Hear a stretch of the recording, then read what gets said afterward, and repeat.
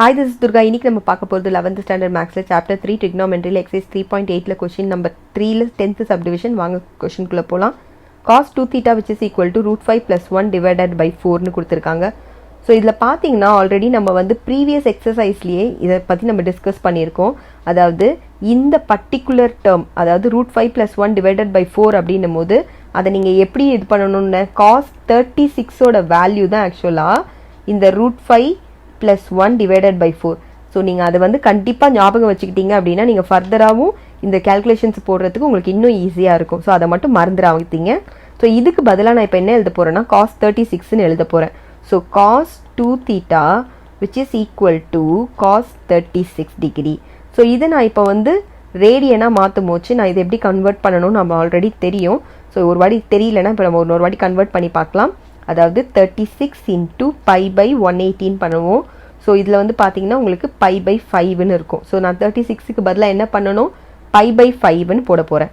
So cos 2 theta which is equal to cos pi by 5. அவ்வளோதான், நமக்கு இப்போ alpha கிடச்சிருச்சு. சரிங்களா? ஸோ நம்மளோட ஆல்ஃபா பார்த்தீங்க அப்படின்னா எவ்வளோ வந்திருக்கு pi by 5ன்னு வந்திருக்கு. ஸோ நான் ஆல்ரெடி சொன்ன மாதிரி ஆல்ஃபாக்கு இப்போ நமக்கு வேல்யூ கிடச்சிதுன்னா நம்ம என்ன பண்ணுவோம், அதுக்கான ஃபார்முலாவில் சப்ஸ்டியூட் பண்ணுவோம். So, அப்போ theta which is equal to 2n pi plus or minus alpha where n belongs to z. So, இதில் நம்ம இப்போ இது substitute பண்ண போகிறோம். ஓகேவா? So, thetaக்கு இந்த இடத்துல அங்கே நமக்கு 2 theta இருக்கு. So, 2 theta which is equal to 2n pi plus or minus alpha பார்த்தீங்கன்னா உங்களுக்கு pi by 5ன்னு இருக்கு. where n belongs to z. ஓகேவா? எனக்கு இப்போ வந்து பார்த்தீங்கன்னா theta மட்டும்தான் தேவை. ஸோ theta 2 அங்கே அந்த சைடு கொண்டு போயிடலாம். அப்போ எல்லாமே நம்ம 2ஆல் மல்டிப்ளை பண்ணுற மாதிரி இருக்கும். ஸோ 2வை நீங்கள் அந்த சைடு கொண்டு போயிட்டீங்க அப்படின்னா இங்கே மல்டிப்ளையில் இருக்குது, அந்த சைடு கொண்டு டிவைட் பண்ணுற மாதிரி இருக்கும். அப்போ 2n pi divided by 2 plus r minus pi by 5 இருக்குது. இங்கே டிவைடடில் போட்டால் 5 கூட அது மல்டிப்ளை ஆகும். ஓகேங்களா? ஸோ வேறு n பிலாங்ஸ் டு z. இப்போ நம்மளோட ஆன்சர் எப்படி வரும்னா theta which is equal to இங்கே 2 and 2 கேன்சல் ஆகிடும்.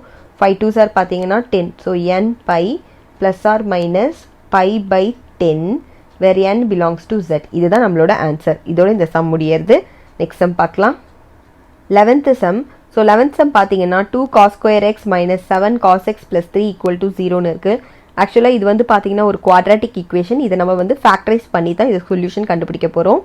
So 2 cos square x minus 7 cos x plus 3 equal to 0. So இதோட ப்ராடக்ட் பார்த்துக்கலாம். ஸோ இதோட ப்ராடக்ட் பார்த்தீங்கன்னா நான் நம்பர் மட்டும் தான் எடுத்துக்க போகிறேன். So 2 3s are 6. சமேஷன் பார்த்தீங்க அப்படின்னா உங்களுக்கு -7ன்னு வரணும். ஸோ இதுக்கு தகுந்த மாதிரியான ஒரு இது பார்த்தீங்கன்னா 6 into 1 தான் வரும். ஸோ 6 into 1 ரெண்டுத்தையும் சப்ட்ராக்ஷன் சிம்பிள் போட்டிங்கன்னா உங்களுக்கு கரெக்டாக இருக்கும். அப்போ இது இங்கே இதை எழுதும் போது 2 cos square x minus 6 cos x minus cos x plus 3 equal to 0. So இதுலேருந்து பார்த்தீங்கன்னா உங்களுக்கு 2 cos x காமனாக எடுத்துருங்க. ஸோ 2 cos x எடுத்துட்டிங்கன்னா இங்கே cos x minus 3ன்னு வரும். இங்கே -1 காமனாக எடுத்துட்டோம் அப்படின்னா உங்களுக்கு cos x minus 3 which is equal to 0. So நம்மளோட 2 ஃபேக்டர்ஸ் பார்த்தீங்கன்னா 2 cos x minus 1 ஒன்று, அதே மாதிரி cos x minus 3 இன்னொரு ஃபேக்டர். இந்த ரெண்டுத்தையும் தனித்தனியாக நம்ம ஈக்குவல் டு 0ன்னு கொண்டு வர போகிறோம். ஓகேங்களா? ஸோ ஃபஸ்ட்டு வந்து 2 cos x minus 1 equal to 0ன்னு பண்ணலாம். ஸோ அப்படி பண்ணும்போது cos x which is equal to plus 1 ஆகிடும். இந்த 2 அந்த சைடு வந்தால் டிவிஷனில் வரும். இப்போ நம்ம இதுக்கு cos எடுத்தோம் அப்படின்னா cos x which is equal to cos நமக்கு எப்போ 1/2 இருக்கும்னு பார்த்தீங்கன்னா cos 60ல் தான் 1/2 இல்லையா? ஸோ அப்போ வந்து 16 போட முடியாது. ஸோ cos pi by 3ன்னு போடணும். இப்போ நமக்கு ஆல்ஃபாக்கு ஒரு இது கிடச்சிருச்சு. நம்மளோட ஆல்ஃபா பார்த்தீங்க அப்படின்னா pi by 3. ஸோ இதுக்கு தகுந்த மாதிரி நம்ம தீட்டா எழுதுவோம் இல்லையா? So theta which is equal to 2n pi plus or minus alpha where n belongs to zன்னு வரும். இதில் நம்ம சப்ஸ்டியூட் பண்ணோம் அப்படின்னா தீட்டாக்கு பதிலாக x இருக்குது. So x which is equal to 2n pi plus or minus இங்கே வந்து pi by 3ன்னு இருக்கு இல்லையா? So pi by 3 where n belongs to zன்னு போட்டுக்கோங்க. இப்போ அடுத்தது நம்ம ஈக்குவேட் பண்ணி பார்க்கலாம். ஸோ அடுத்ததில் நமக்கு என்ன கொடுத்துருக்காங்க அப்படின்னா cos x minus 3 equal to 0ன்னு இருக்குது. where cos x is equal to 3. But cos x equal to 3 வந்து உங்களுக்கு பாசிபிள் இல்லை.